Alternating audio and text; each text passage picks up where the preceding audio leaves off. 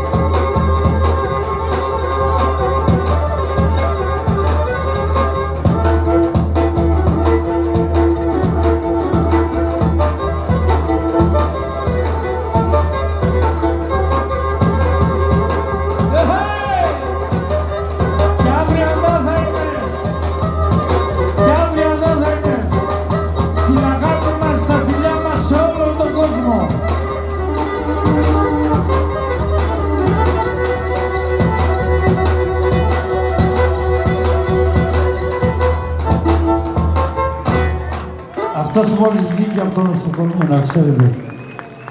Λοιπόν, και αύριο εδώ θα είμαστε. Να είστε καλά. Να περνάτε καλά, πρέπει να κλείσουμε, γιατί όλα αυτά θέλουν συνορδιάσμα, όλα αυτά.